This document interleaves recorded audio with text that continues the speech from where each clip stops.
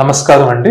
నా పేరు doctor why Susan, infertility consultant, 49 fertility centre, Visakhapatnam.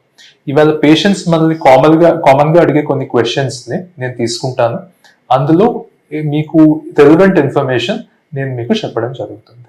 ఒక క్వశ్చన్ కామన్ గా అడిగేది అందరూ ఏంటి అంటే, నేను ఐయుఐ కానీ ఐవీఎఫ్ కానీ ట్రీట్మెంట్ చేయించుకున్న తర్వాత ఎన్నాళ్ళు వెయిట్ చేయాలి ప్రెగ్నెన్సీ టెస్ట్ చేయించుకోవడానికి అని. ఫస్ట్ ఐయుఐ ట్రీట్మెంట్ గురించి చెప్తాను. ఐయుఐ ట్రీట్మెంట్ చేయించుకున్న 14 రోజుల తర్వాత మీరు బ్లడ్ టెస్ట్ చేయించుకున్నట్లయితే మీకు ప్రెగ్నెన్సీ ఉందా లేదా అని తెలిసే అవకాశం ఉంటుంది. నాకు బ్లడ్ టెస్ట్ వద్దు, యూరిన్ టెస్టే నేను చేయించుకుంటాను అంటే 19 రోజులు ఆగి చేయించుకున్నట్లయితే మనకి ఖచ్చితంగా ఒక ఐడియా వచ్చి ఇన్ఫర్మేషన్ పాజిటివా కాదా అని తెలిసే అవకాశం ఉంటుంది.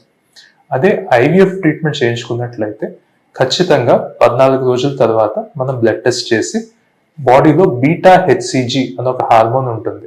ఆ హార్మోన్ ఎంత పెరిగిందా లేదా అన్నది మనం చూస్తాం అన్నమాట.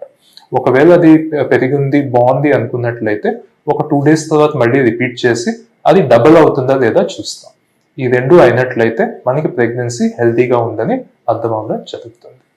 సో ఇంతకన్నా ముందు చేసుకుంటే ఏమైనా ప్రాబ్లమా అని ఎవరైనా అడిగినట్లయితే దానికి ఆన్సర్ ఏంటి అంటే, ఇప్పుడు బాగా దగ్గరగా చేసుకుంటే మనం ఐవీఎఫ్ కోసం వాడే కొన్ని ఇంజెక్షన్స్ ఉంటాయండి. దానివల్ల ప్రెగ్నెన్సీ లేకపోయినా కూడా మనకి పాజిటివ్ వచ్చే అవకాశం ఉంటుంది. సో గాబరా పడి మరీ తొందరగా చేసుకోవడం అన్నది అడ్వైజబుల్ కాదు. అప్పుడప్పుడు ఇంకో దీనికి విపరీతంగా కూడా అవ్వచ్చు.